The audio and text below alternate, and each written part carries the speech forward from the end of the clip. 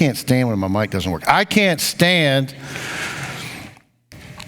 being in a drive-through line at a fast food restaurant and waiting for people to tell me their orders. When we leave the house and you know we're going to McDonald's for the 15 millionth time, and they only have 20 items, maybe 5 worth eating, you know when we leave the house what you're going to get. You usually cycle through about 3 of them. And when we pull up, there's probably 4 or 5 cars, which takes about 10 minutes in itself. It's not like we're at Chick-fil-A and you go 30 seconds per car, right? So when we pull up, know what you want. Because when I roll my window down and I talk to that little box and there's the person on the other side says, may I take your order? If you haven't given me your order, I'm just going to start saying stuff off the menu and you're going to get whatever you get, all right? Know what you're going to order before we get to the drive-thru.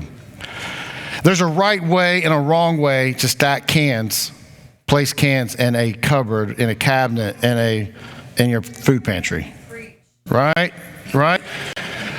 Cans of corn do not go with cans of beans, and cans of tomato does not go with cans of soup, and cans of fruit doesn't go with mushrooms, and whatever other vegetable cans you have in your cabinet. You stack them together. That way, when I open up the kitchen cabinet and I'm looking for something specific, I don't have to go searching. I know we're out of corn or we're out of whatever, right? There's a right way and a wrong way to put cans in a kitchen cabinet. All right, we all have stuff we complain about, right?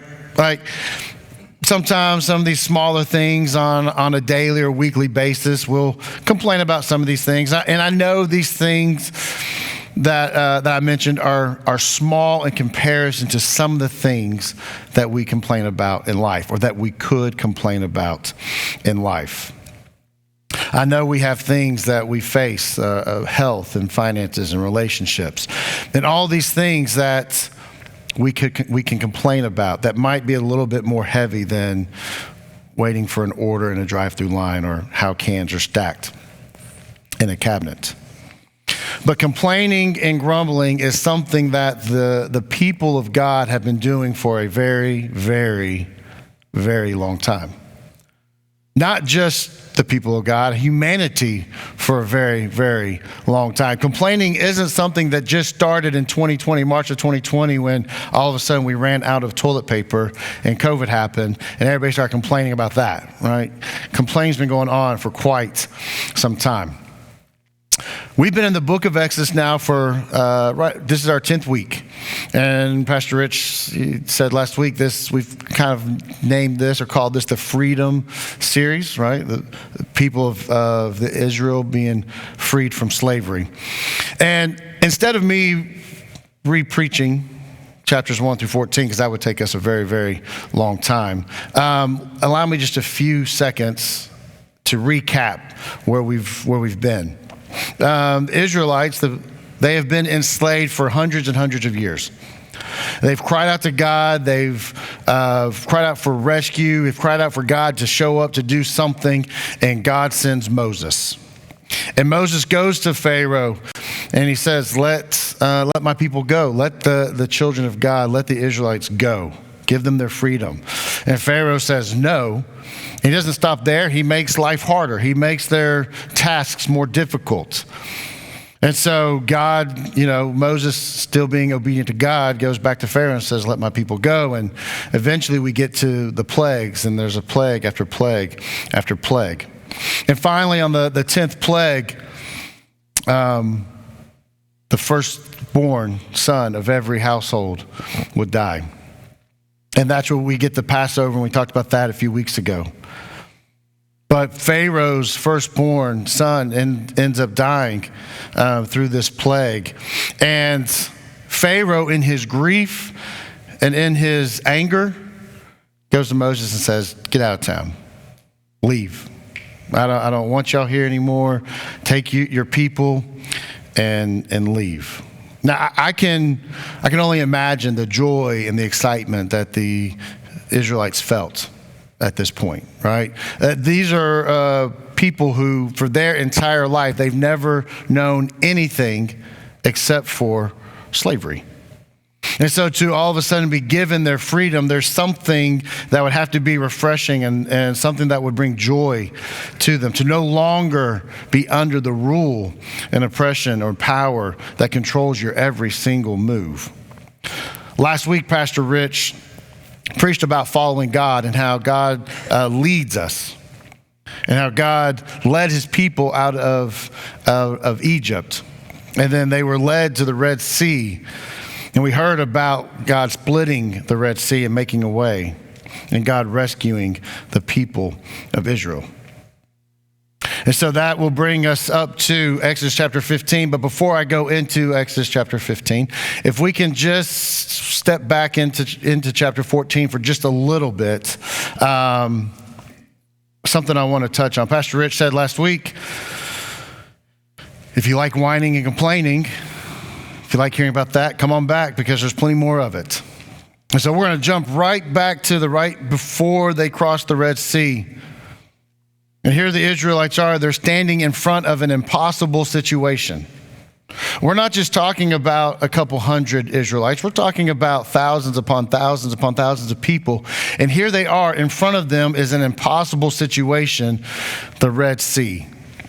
They have got to get across the Red Sea somehow, and behind them is coming Pharaoh and his army. Pharaoh has now gotten extremely mad. He has lost his economy, his workforce, his slaves, and he is coming with his army to wipe out the Israelites or to bring them back, one of the two. And so here the Israelites are, they are stuck in between an impossible situation and what's behind them. And they have reasons to be afraid, right? There's reasons for them to have fear of what the situation that they were in. They were in an impossible situation. They begin to complain, right? I would almost say they had something worth complaining about, right? I mean, the situation they're in, it was life and death, and they begin to complain, and then they say, we would have just been better off if we had stayed in Egypt. How often in our life are we faced with an impossible situation, and instead of going to God with that situation, we kind of wish we could retreat back to what we had before instead of allowing God to go with us. Haven't we all had those moments in life, a period of time in life where we were faced with something difficult? I have a right to complain. Pastor, you don't understand. My life is hard. My life is difficult. My health is failing. My finances are a mess. Relationships are broken. I have a right. This is worthy of complaining about.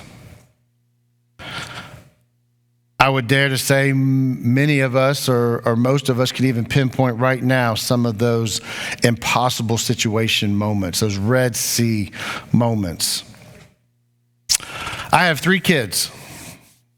Montana, she's 19. Jace is 18. And Hudson is 17. And some of you might think, just right off of that alone, that would be one of my Red Sea moments. 3 teenagers all at once. And sometimes it is. But April and I, when our youngest was 6 months old, April and I faced a Red Sea moment. As a parent, you pray for your child to be born healthy. You pray for them to have 10 toes, 10 fingers, and come out, crying and healthy and all that, right? And when Hudson was born, he was that. He was a healthy baby. We were excited about having a healthy baby.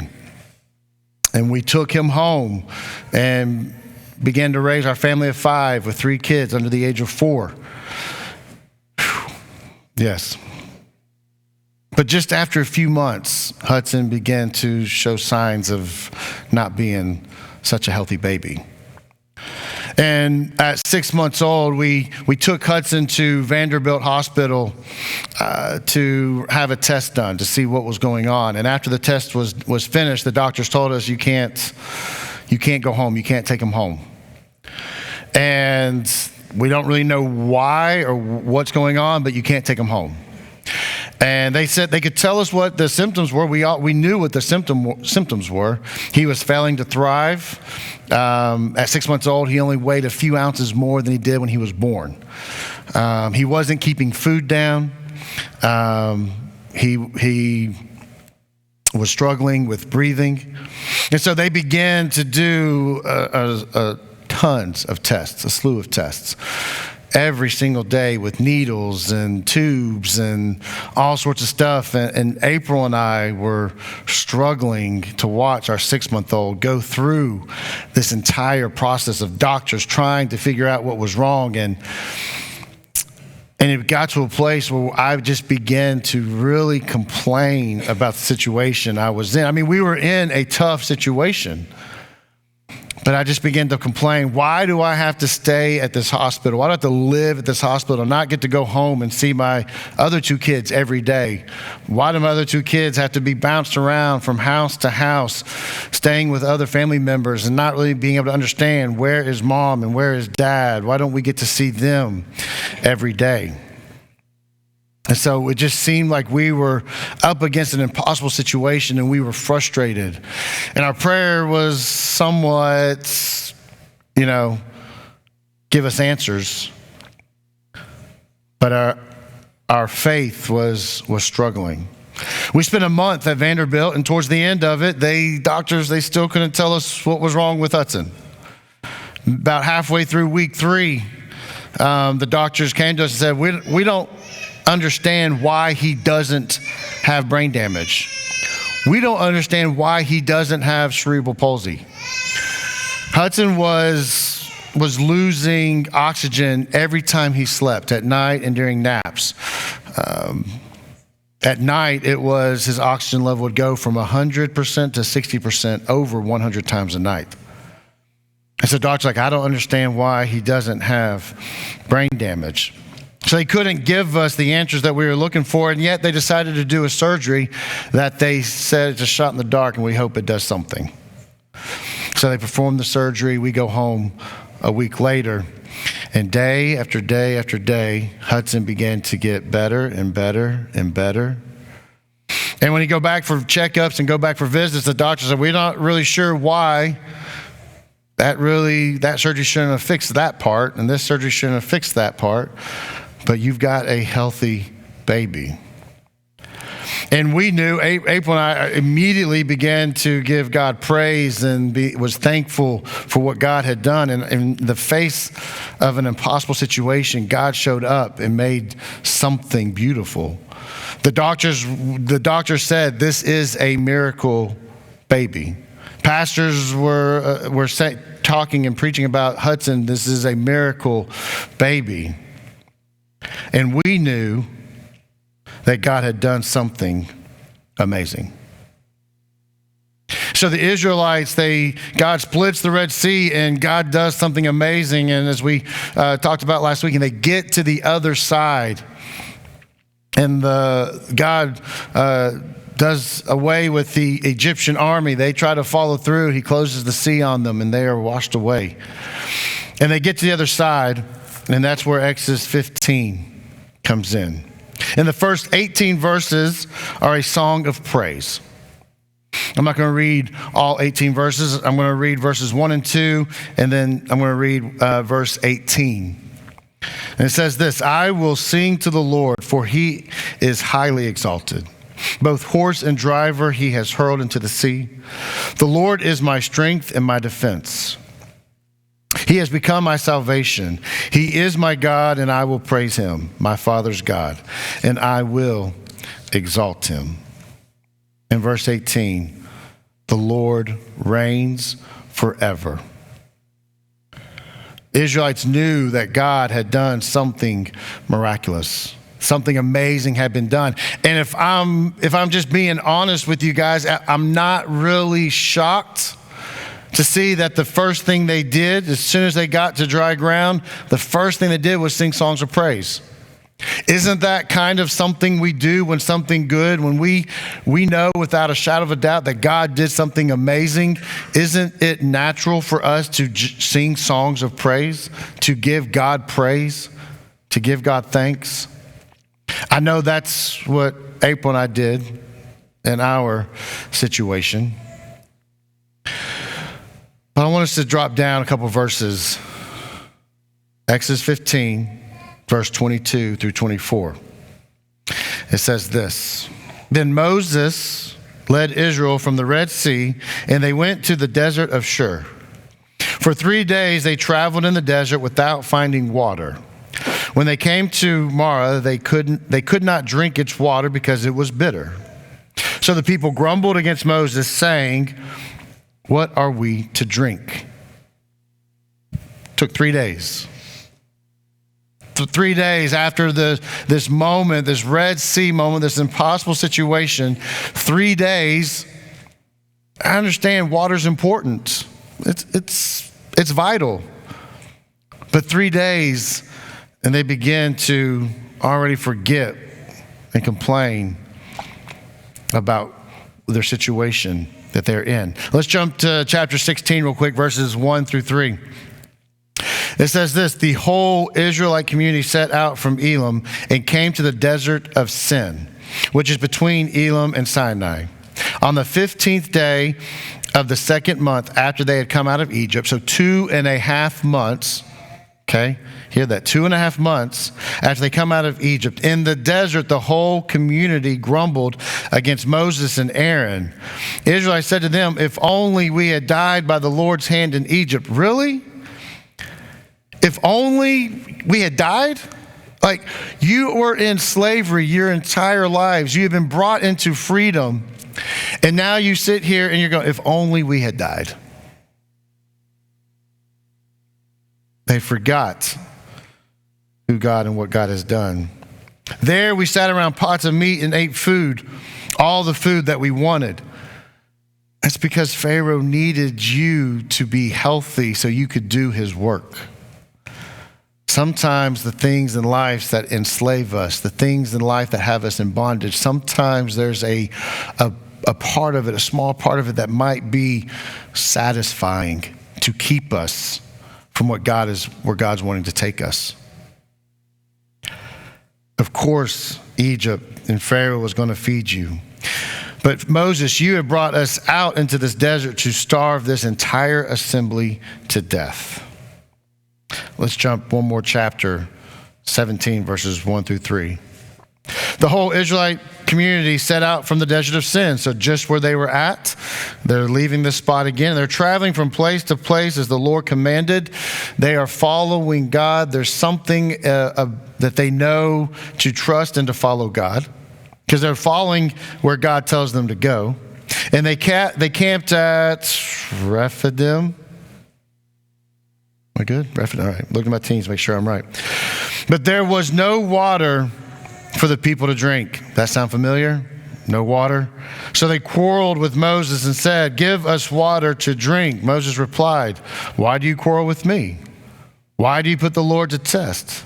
But the people were thirsty for water there, and they grumbled against Moses, and they said, "Why did you bring us out to Egypt to make us and our children and our livestock die of thirst?" They are just a few months removed from Egypt.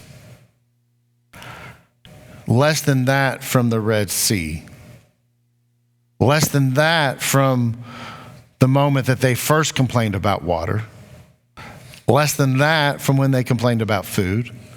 And every moment and every time, God gave them a blessing and provided for them.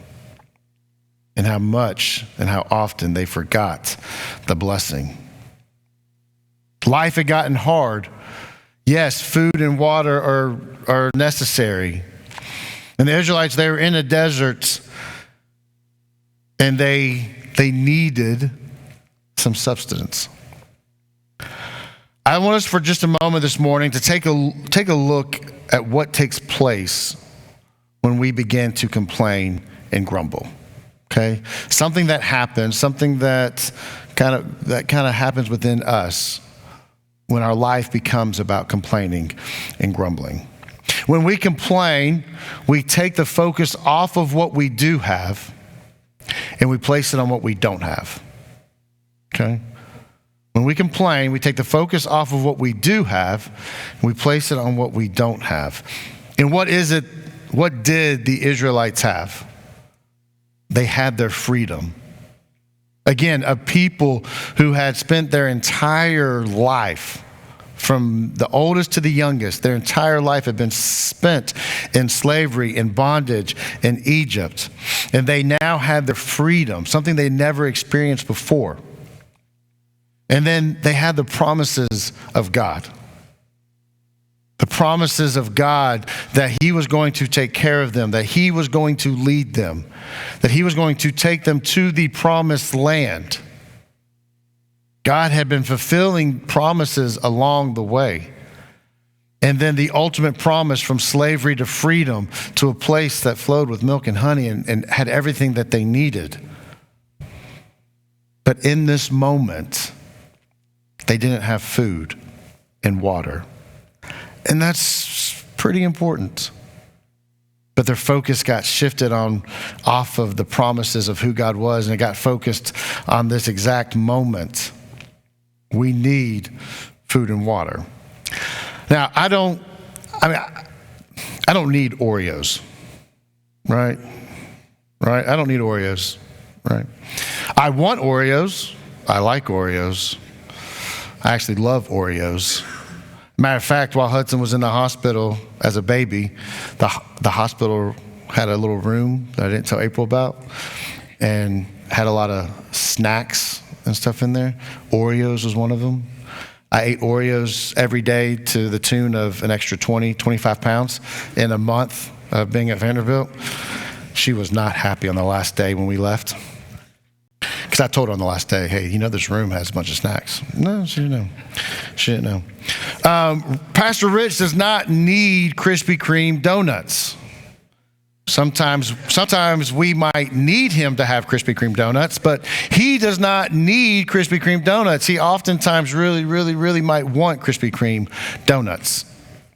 Sometimes during church, sometimes during church, my kids or my wife will text me, what are we having for lunch? What are we doing for lunch? Food is important. It's something that we think about kind of on a daily, sometimes hourly basis. Food is important. The Israelites weren't just sitting around campfires going, I wish we had Oreos and Krispy Kreme donuts. No, they were in need. It was life or death. They did not have the food and water that they needed. So maybe, just maybe, there was a reason by human standards to complain. But they lost focus on who God was and what God had done to them. When we complain, we turn to ourselves. When we complain, we begin to look inward. When we complain, we begin to focus on our ability. When we complain, we have conceded to our situation. When we complain, we have conceded to believing that there is nothing that can be done about the situation we are in. Instead, we should concede to God. Fully rely on God. Trust in God. And be fully dependent on God. God knows our needs. When we find ourselves in these impossible situations, when we find ourselves facing this Red Sea moment or the food and water moments of life, instead of conceding to the situations or looking to ourselves, we are to cry out to God. That's what conceding to God looks like. It is a cry to God to be with us and to help us. We go to God and petition God for our needs in the situation that we are in. We do not serve a God who is unsympathetic to our struggles and our trials. We do not serve a God who is unsympathetic. We serve a God who has sent his son to walk this earth and experienced the same trials and struggles that we face.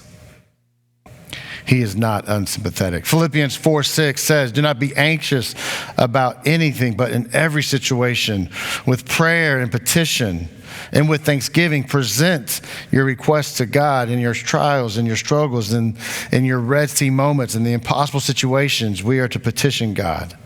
Do not concede to the world, but in everything go to God. Just like the Israelites had their Red Sea moments, and then they became complacent in life, right? They've had these moments. God provided. God showed up. God gave them this blessing. Just as they had those moments, and then they got complacent and forgot those blessings. April and I did the same thing. Hudson grew up a healthy kid. He grew up playing sports. He grew up being active, and he had no signs of ever having anything wrong with his health. But in January of 2017, we began to see those same health issues coming back. All the same symptoms. And we found ourselves feeling those same fears and those same emotions over and over again. We found ourselves going back to Vanderbilt, going back to the same doctors, running the same tests, the same needles, the same tubes. And once again, the doctors come back and say, we don't know what's going on. We don't know how to answer this. And days turned into weeks and weeks into months. And before you knew it, we were 4 months into the situation again. And I found myself once again mad and complaining, forgetting what God had done 13 years before this. Forgetting that God had already brought me through this impossible situation. And I began to complain. My prayer was, I need these doctors to figure out something. I need these doctors to help. I was once again in the desert, and I knew with everything I had that I had every reason to be complaining. So I told myself, you have a right to complain. It was hard to see a 6-month-old, but now a middle school student going to school every day for 4 months, not being able to keep a single meal down was hard. It was rough. Everywhere he would go. Until one day at District Assembly, we were there for a Monday night service, and there was a prayer service, and the general superintendent asked all the pastors to stand around the room at the edge of the walls. And I stayed in my seat with April, and we sat there, and as people were going up and praying with pastors, and what seemed like forever, God began to nudge me like, go pray, go pray. And I'm like, as if I haven't been praying for 4 months, God, like, I'm a pastor, I've been doing that, right? I've been complaining for 4 months. God said, go pray. So I leaned over to April, because she's going to have to confirm that this is what God's doing. I lean over to April, I'm like, so should we go pray for Hudson? Like, maybe that will work, I don't know. And with faith the size of a mustard seed, we stood up, we walk across the room, and we go to Matt Taylor, and we say, will you pray for our son? And he knew what had been going on. And I'll be honest, I stood there in silence. You know, when someone's praying with you, sometimes you pray in your head. Nope, I just stood there. And he prayed. It was about 45 seconds, and we walked back to our chair. And it wasn't until a few days later, 3 to 4 days later, that we realized that all of his symptoms were gone. That they were gone.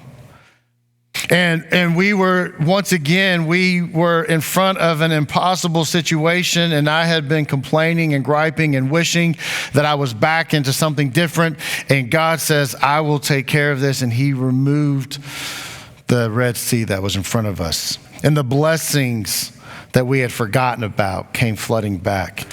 And we began to again praise God and thank God for what he had done, because he had once again healed our son. Just as he did for the Israelites. When he provided a way through the Red Sea, when he provided food and water, God made a way. He split the sea so that they could walk through. And here we are, 4 years past another impossible situation. How quickly we forget the blessings of God. Sometimes we just begin to live life and we begin to forget. And I want to say this one more time. When we complain about our situations in life, we concede to our situation. We concede to believing that there is nothing that can be done, when instead we should concede to God. Because we have a God who is faithful, who has provided, a God who has earned our trust and our praise. He's a God who has shown up in every situation. He is a God who delivered us and rescued us from our Egypt. He is a God who provided a way through the Red Sea. He's a God that rescued us from our bondage and our slavery. We have a God who we can trust and shown us that we do not have to concede to the situations that we are facing, because he sent his son Jesus to die on a cross. And he made a way for you and I to overcome our bondage and our sin. Don't forget the blessing that was given to you and I on the cross. When we come up against an impossible situation, when we come up against something in life that we don't know how to handle, do not forget who is on your side. It is the one who defeated the grave, defeated death. It's the one who split the sea. Doesn't mean there won't be more seas in your life. It means that we serve a God who will make a way. Let's stand as we close in prayer. Father God, I thank you that you are not a God who left us to our own inabilities. That when we are facing these impossible situations in life, God, as our natural instinct and as it might seem worthy or just to complain about the situations we are facing, God, may we not concede to those situations and believe that there is no way out, but may we have faith and know that we serve a God who has made a way. May we rely on you. May we seek you. May we know that you are faithful and you have given us blessing after blessing. So God, we just thank you for who you are and all that you do. It's in your name we pray.